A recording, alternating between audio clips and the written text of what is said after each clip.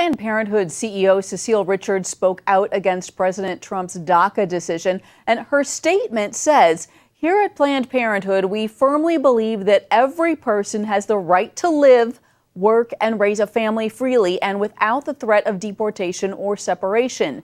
Joining us now for comment is Ben Shapiro. He's editor-in-chief of the Daily Wire. Ben, thanks a lot for joining us. Sure.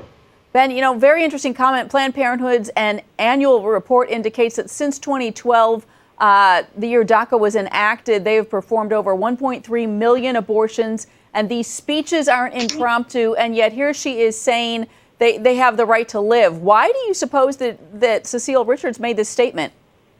Well, I mean, obviously, Cecile Richards is a basic believer in the idea that human beings are only crowned with their humanity after they exit the womb, which is a rather arbitrary point to do it. So she doesn't even see the distinction. I mean, this is the blindness of a lot of folks on the Planned Parenthood left.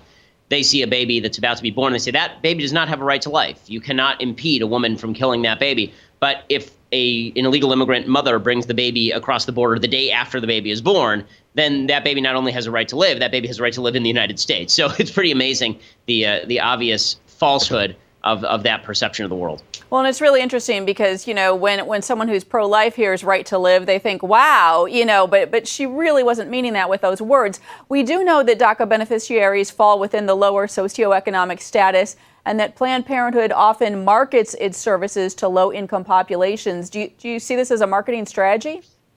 Well, I mean, everything that Planned Parenthood does is a marketing strategy. I mean, Planned Parenthood has only one overriding priority, and that's domestically and internationally. And that overriding priority is providing abortions to as many women as humanly possible. I mean, the roots of Planned Parenthood are eugenicist in nature. Planned Parenthood doesn't like to consider itself a eugenicist organization now, but the fact of the matter is that the vast majority of babies they are aborting would be born into more poverty-driven homes.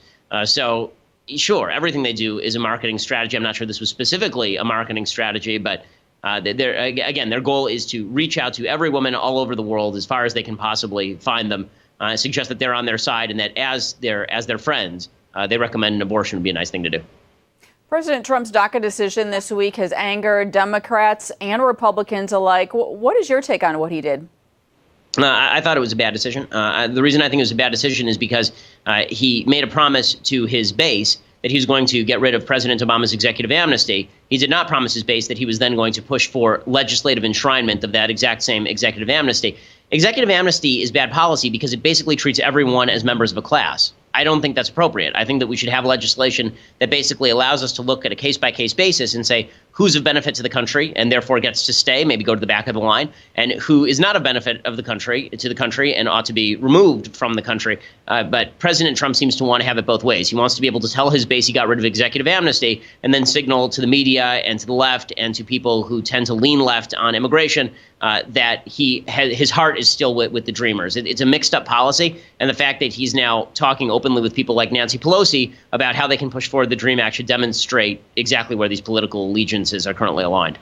Well, he is the art of the deal guy, and this does seem to be playing to both camps, if you will. I'm curious as to your position. You're saying that we should have some kind of deciding points as to whether people should stay or go. How would we decide if people should stay or go?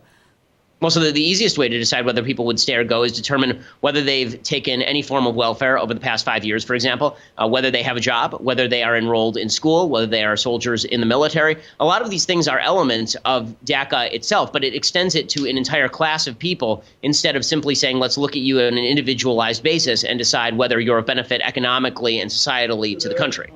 All right. Well, a lot to think about, a lot to follow right now. Ben Shapiro, thanks for your time. Thanks a lot.